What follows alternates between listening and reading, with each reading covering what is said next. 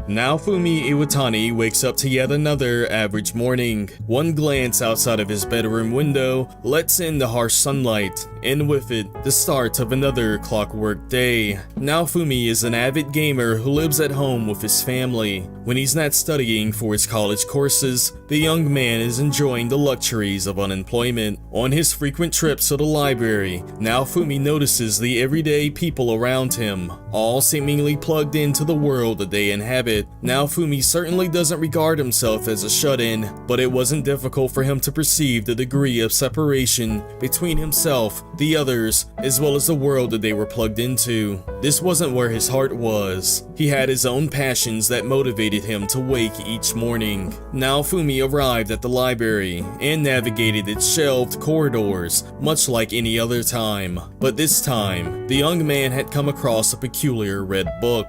On its cover, an even more intriguing design. It was titled The Records of the Four Cardinal Weapons, and it detailed a fantastical world of heroes and monsters. The land was soon to be overwhelmed with waves of bloodthirsty monsters descending from the skies themselves. Realizing this, they resorted to using magic to summon four brave heroes, each hero from a different land and each characteristically symbolized by their unique weapons: a sword, spear, bow, and shield. These summoned souls were the foreign land's only hope in certain survival. Naofumi found himself reading further and further, captivated by the general concept of chosen heroes saving the world. But the unexpected happened as he continued turning the red book's pages. They were blank, page after page of nothing. Before he could even process the faint golden glow emitting from the book, a blinding light had overtaken him. Naofumi's body floated through the air as the library around him had vanished. He fell onto the floor with a resounding thud. Dazed and confused, he noticed the floor beneath him held a gleaming symbol, and what's more surprising, he wasn't the only one standing inside of it. Others that seemed to be around Naofumi's general age group held the same confused faces as he did. They were holding strange items in their hands, a sword, spear, as well as a bow. Before he could question what was happening, robed men and women offered their own explanation. "Oh brave heroes, please save our world," the mysterious individuals exclaimed. What they said sounded quite familiar, as if Naofumi had heard the words before. Feeling a bit of weight on his arm, Naofumi finally took notice of the shield resting on his wrist. "We've summoned you four cardinal heroes using an ancient ritual." They went on further to clarify that their world was in dire straits. Monsters have been raining down upon their lands, and that they, in fact, summoned the young men before them to defeat the rising threat. The robed ones offered to take the group before their king. This king would detail the situation further, as well as even offer the men a reward for their cooperation. The others seemed contented by this proposition. The confused Naofumi hesitantly followed.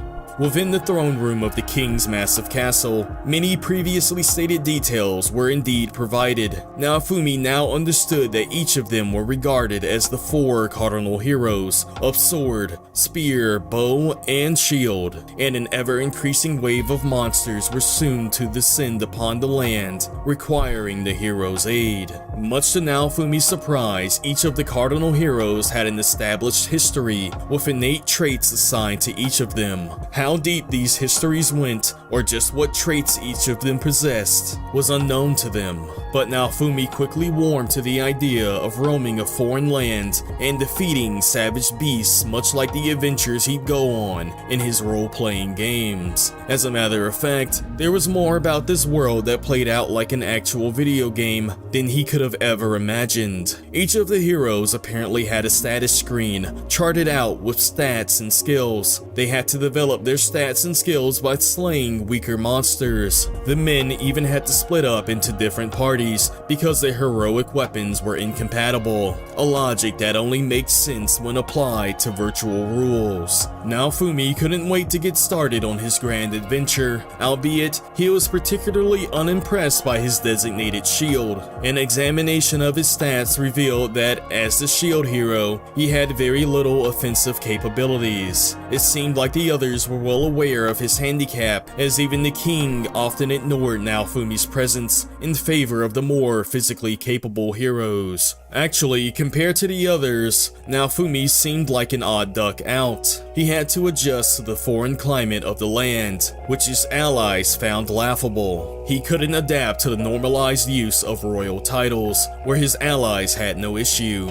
The gap between the lives of Naofumi and the other cardinal heroes was indeed a noticeable one. All the same, nothing seemed to sap the excitement and elation Naofumi received from being separated from his mundane everyday life. Alright, I'm gonna give it my all, Naofumi yelled to the stars above. This bold new world before him was his chance to accomplish something great. It was his chance to find long-forgotten romance. It was his chance to become a hero. The next morning, the king had orchestrated for various fighters from around the lands to join the Four Cardinal Heroes in their adventure. Warriors, mages, they ranged all kinds. Naofumi seemed perplexed that these fighters were able to choose which hero they followed, and for good reason, as none had decided to follow behind our shield hero. I have to admit, I wasn't expecting this, the king sounded aloud. One of his aides clarifies that rumors have been spreading of Naofumi's offensive handicaps, as well as his inability to adjust to the conditions of the foreign land. It is made blatantly clear that someone has been spreading these rumors, regardless of whether they were of malicious intent or not. Naofumi pleads for his allies to share their newfound subordinates, but in the end, they all agreed that forcing anyone to do anything against their will would cause division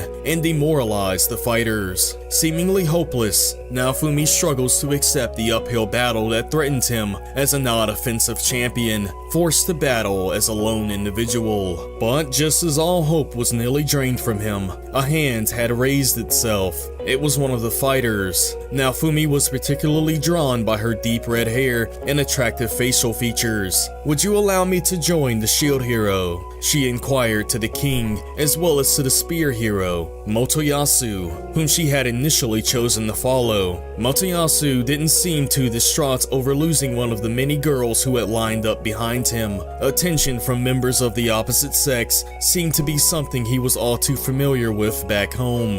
Naofumi's heart had leapt from his chest at the red-haired woman's proposal. Not only had someone offered to join him, but she was also kind and pretty. Allowing for this slight deviation in party composition, the king sends the heroes on their way with a hefty amount of 800 silver coins. It wasn't enough to last them forever, though it would suffice in affording them suitable equipment and nourishment in their travels. Once outside of the castle, the cardinal heroes depart from each other's company. Finally having some alone time, the shield hero duo take a moment to introduce themselves. "My name is Mine. It is an honor to fight with you, Sir Hero." The red-haired woman smiles radiantly. The beating of Naofumi's chest skipped as he heard the pleasantries of the manner of Mine's speech. "Sir Hero," he thought, "she's so open and friendly. I've got to keep her safe no matter what." Hello and welcome to Visual Anime. This concludes part 1 of the Rising of the Shield Hero. So, like, subscribe, and drop a comment below if you wish to see more.